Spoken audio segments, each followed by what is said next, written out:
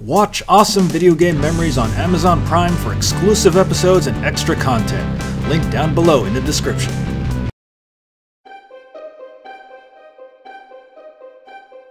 Welcome to Awesome Video Game Memories, where we talk about awesome memories about video games. I'm Ryan, and the game we're gonna talk about today is The Quiet Man. Wrong address, dog! No one ordered no chow! Oh boy. What is there to say about this game? This game is getting really slaughtered in the reviews, and I was like, you know what? I think The Quiet Man is probably going to be the room of modern gaming, so why not try it out? I'm going to pay the $14 for this game, quote unquote. You stupid or very stupid?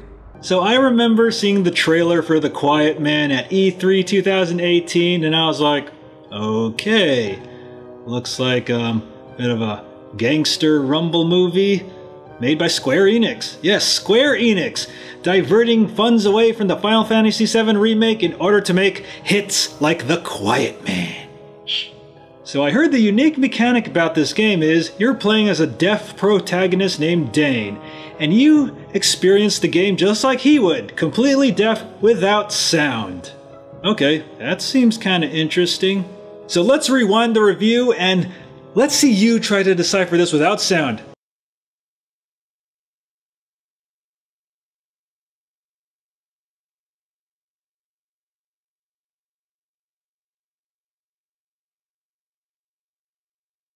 And the game encourages you to kind of figure out what the story is, because when you finish the game, you actually get to play it with sound. So I decided to first play the game on my Twitch stream, and oh boy, did we have a fun time trying to decipher what the hell this game was about. Well, let's talk about the cutscenes. Well, we got cutscenes with real-life actors, kind of mixed in with cutscenes using characters of the game engine. And it's very easy to tell when they go back and forth because, you know, they're really stiff using the game engine. And the game is primarily a brawler, and sadly not a very good one at that. Okay, this game was released in the year 2018, and there are so many good brawlers that Square Enix could have been inspired by. I mean, even Fighting Force, which came out on the PlayStation over 20 years ago, has better gameplay than this. I mean, the fighting in The Quiet Man is very stiff, very imprecise. I mean, you can't even target certain enemies because the game forces you to fight the one nearest you rather than the dangerous one you're trying to move towards. And also, this game is a massively fucking glitchy mess. I mean, look how many times the characters kind of phase through each other like Obito Uchiha from Naruto. And also, 2 times that I was playing this game, pretty much by the ending, I ended up having a glitch that made it unable for me to finish the game because, you know, the final boss kind of faded into the walls and I couldn't beat him anymore. And then the game just locked up during the credits when I tried to beat it again. I mean, what the fuck, Square Enix? Like, did you guys even playtest this game? Did you guys just like finish this game and say, okay, good. Wait, what about QA? Nah, we can save budget by not even paying the QA. Okay. I mean, this is an insult to games that can't even find funding or publishers, and Square Enix releases this shit. And I haven't even talked about the story yet. So this is the story my friends and I tried to come up with during my Twitch stream. So the deaf protagonist Dane is a delivery boy trying to deliver pizza or halal to this gang. So he beats up the gang because they're ungrateful for his delivery, and then Dane goes and beats up more gang members and plays some cool arcade games. You know what, I think these arcade games are probably even better than this actual game right here. And then he meets up with his friend Tay, and you know, they're bros, man, you know, they part of the hood, man. And then Tay is like, you know, Dane, we're gonna go to a Fortnite party. And so they go to the Fortnite party where they see the lovely Lala, who's playing piano, but then members of the PUBG clan end up kidnapping Lala, and one of them actually has a mask, and he looks like a reject from the Anbu Black Ops from Naruto. Man, there is a lot of fucking Naruto references in this game.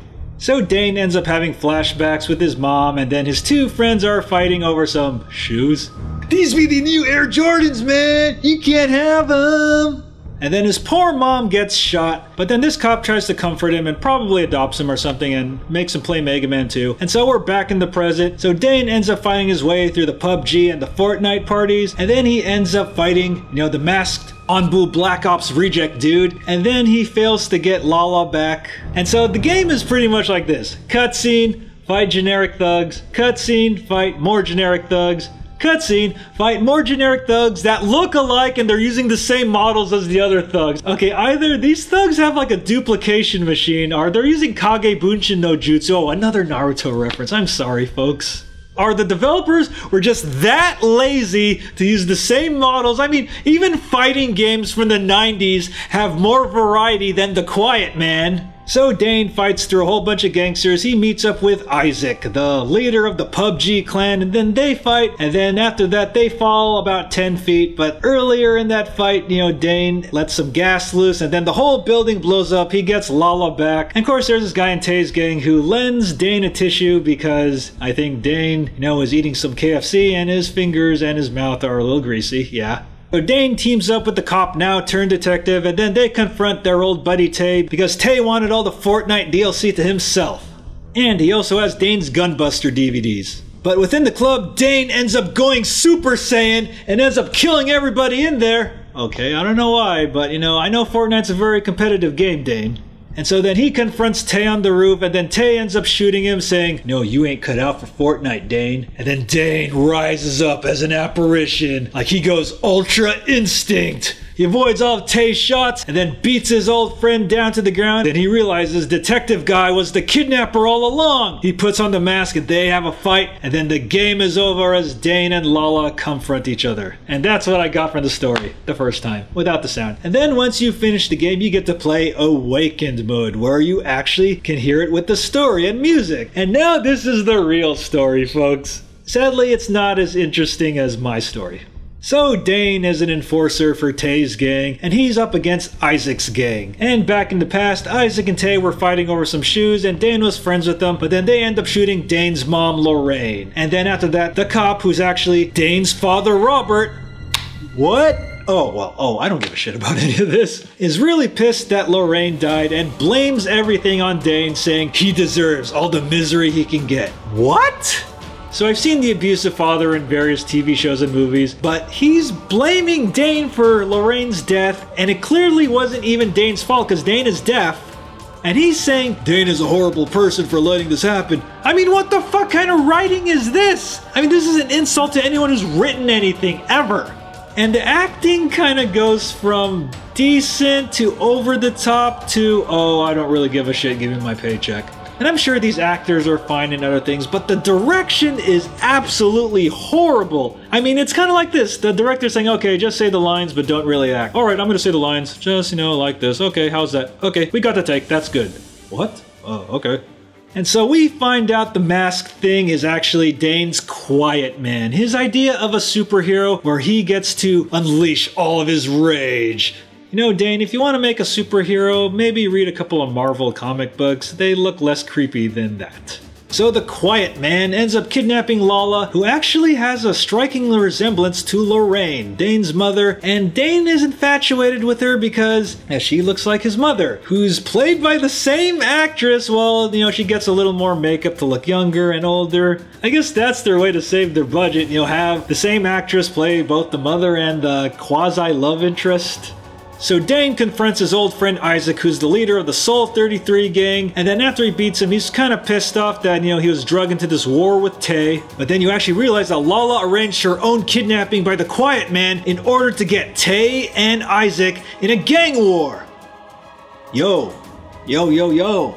So Tay is pretty pissed at Dane for dragging him into this gang war, and is like, we used to be family, son, and you dragged me into this gang war, motherfucker? Don't forget who taught you all this shit, son. So Dane ends up fighting his former comrades, Tay ends up shooting Robert, and then Tay is like, well, now I've killed both your parents. Come on, man, we used to be brothers, man, we were the brothers. So Tay ends up shooting Dane, and then Dane goes into the Quiet Man mode, super duper Quiet Man hero mode, and beats up Tay and his thugs. So he ends up killing his old friend, but then Robert puts on the mask and says, sorry, I've been a shitty father and I've been a shitty husband. Oh, now you finally admit it, you piece of shit. and I gotta put on the quiet man mask so you can finally beat him out of you. So they end up fighting and the game is over with Dane and Lala comforting each other because she looks like his hot mom.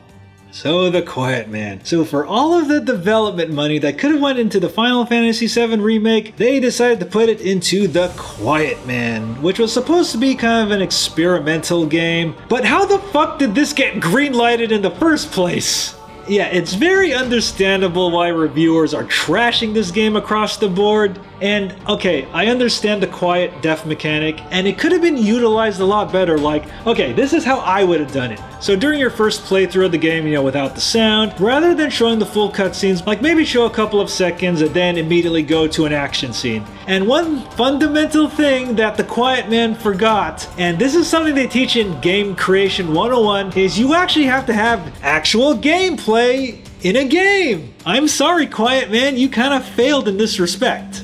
It's like Square Enix gave their interns a budget to make a game, and this is what it came out to. I mean, no intern in their right mind would make such a piece of fucking shit that has no lasting value, absolutely goes nowhere, is poorly created, poorly played, and it's an insult to all these other games that don't have any funding or a publisher that need a home. Yeah, but yet Square Enix produces this fucking shit. I feel really bad for paying $14 for this piece of shit game, but you know what? It's good for my taxes. So you can get the Quiet Man on the PS4 or the PC, but I don't even know why you would even bother. Just wait until it becomes free, but even though you get it for free, you're still being ripped off.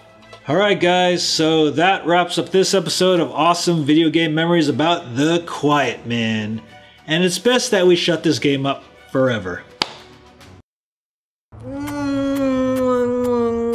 Me lo pelas. This video has been brought to you by A Winner Is You, the funniest video game quotes with snarky commentary. Buy the book now at the link below. Hey guys, I hope you enjoyed this video, and if you enjoyed this video, make sure to like, comment, and subscribe, especially subscribe, and make sure to click on that notification bell so you know when we release new videos, cause YouTube won't tell you. And if you want to see me stream games, you can follow me on twitch.tv/BattleGeekPlus or mixer.com/BattleGeekPlus. And if you have a Twitch Prime subscription, you can subscribe to BattleGeek Plus on Twitch for awesome perks like emotes and subscriber badges. Also, make sure to support BattleGeek Plus at Patreon at patreon.com/Ryan Molina, because every dollar helps me bring you a better show. And make sure to follow me on Twitter at @RyanMolina and at BattleGeek Plus. And make sure to check out the BattleGeek Plus website for BattleGeek Plus merchandise, books, and a lot more.